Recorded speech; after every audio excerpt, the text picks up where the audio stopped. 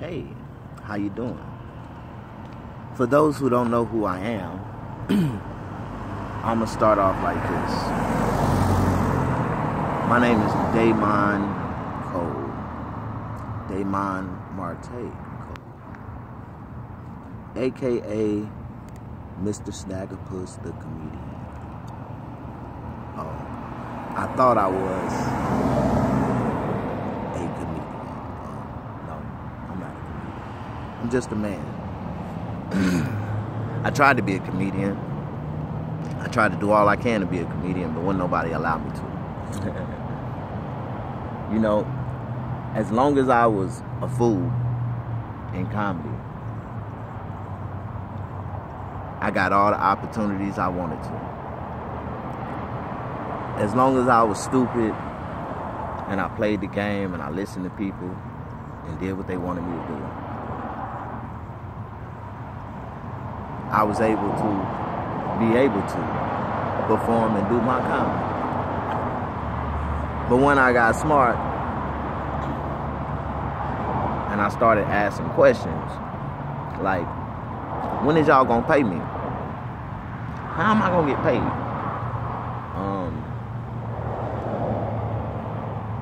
I'm funny. I know I'm funny. I'm funny enough to get paid. I'm too damn funny enough to get paid. And when they start to see you develop, but they see you smart, they step away, because if they can't benefit off you and, you know, capitalize off you and get you to do it for the opportunity.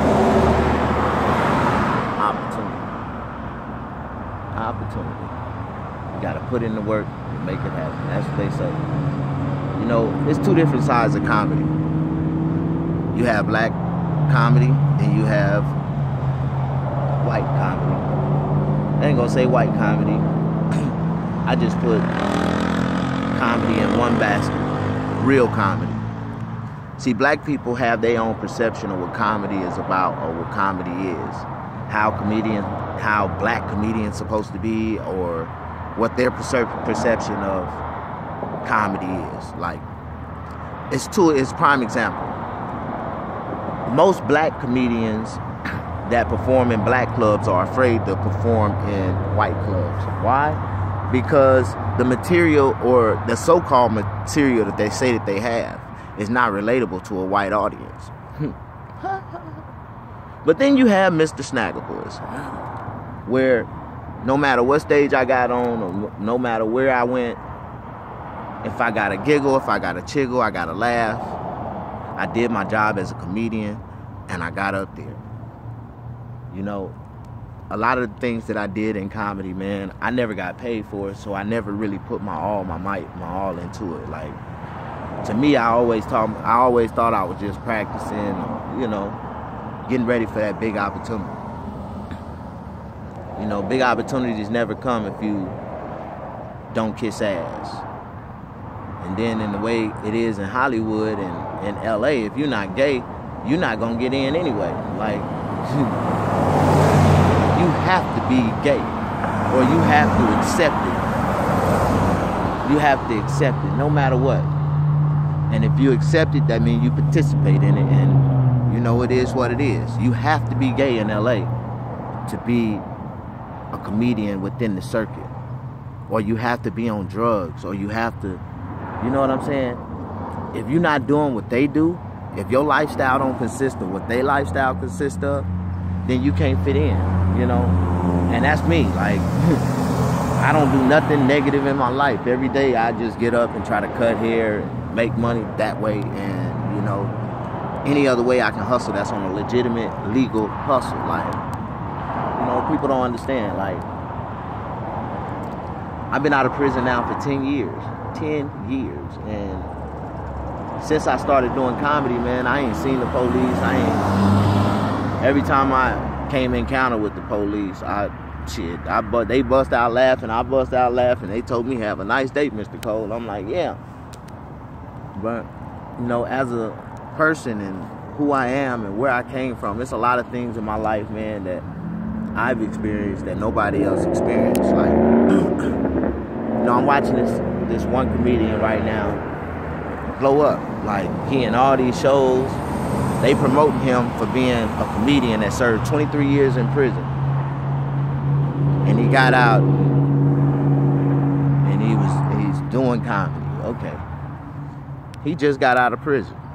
Just got out of prison. I've been out of prison for 10 years, and I've been saying that same story for the last 10 years.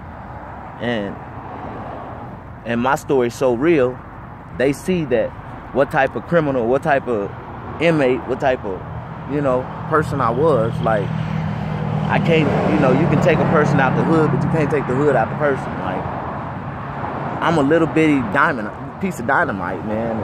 I intimidate a lot of men, you know, men that say that they're men. When they get around a real man, they get intimidated. And it is what it is. Like, I really intimidate a lot of people that I come in contact with by my intelligence, by the things that I talk about, the things that I do. My intelligence is so intelligent that it puts fear in them. Like, and the only response they can think of is that, man, you crazy. No, man, you stupid, motherfucker. It's a big difference. You know what I'm saying?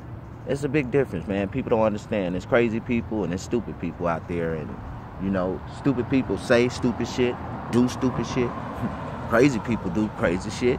But the most craziest people in the world is the most intelligent people in the world. Why? Because they know too much. And the more you know, the more crazier you become. Like, for real. Because the truth will set you free. And the truth will make you really step back from the world and be like, man, fuck this shit, man. Fuck everybody. Everybody's full of shit. And you got to think about it, man. This is what society is painting nowadays, man. How you doing, brother? Okay. How you doing? Okay.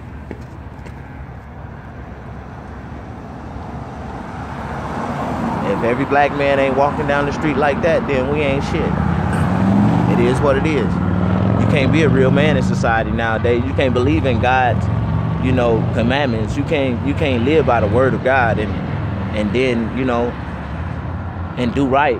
You know, if you ain't living wrong, don't nobody respect that. Like, if I was out here selling weed or selling cocaine or selling, you know, selling drugs or pimping bitches and doing stupid shit, man, y'all have a whole bunch of people around me right now, man. A whole bunch of nothing-ass people that look up to me for doing nothing. Like, you know what I'm saying? Man, my life is so real, man. I done did so much in my life, man. I done had so much, you know, I just can't talk about the things that, you know, and I done seen it all. Like, I see so many stupid people. So many people think they know it all, but they talk about their struggle. Man, if you knew my situation and what I've been going through for the last year alone, you talk about a struggle? Man, nigga, look at me. I'm sitting at a bus stop right now. I ain't waiting on the bus. There go my car right there, motherfucker. Like, if you really want to know. My car, the trunk bumping and everything else. And if you go down the street a little further, you're going to go down the street and around the corner and you're going to see my truck, my motorhome, sitting on the side of the road. Yeah. But if you go right there, you're going to see my barbershop. Yeah. And if you go right here, you're going to see a freeway, a highway. Yeah. I'm a homeless man, and I got a business. I'm a homeless man, and I ain't broke. I tell people this shit all the time, man. You know, I've been homeless for 10 years. 10 years. And everybody knew my situation. Fucked up, man. You know, I've been to prison 6 times. There's pretty much, damn, you almost just ran over that bicyclist. Man.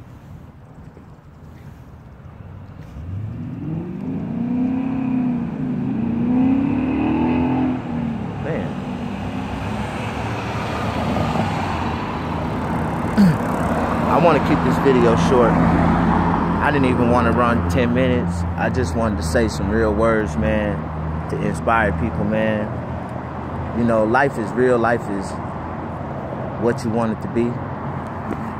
And I am a comedian. I am a person that's worth something. Even though right now I don't have anything, I know in the future, man, in my future, man, a blessing's gonna come, man. You know, I've been down too long, man, for me, you know, to be living like this. You know what I'm saying? And every day I get up with more ambition, more energy to work and apply myself than any man on this planet. Like, I've been up since 4:30 this morning, sitting in front of my barbershop, waiting on a haircut. Somebody.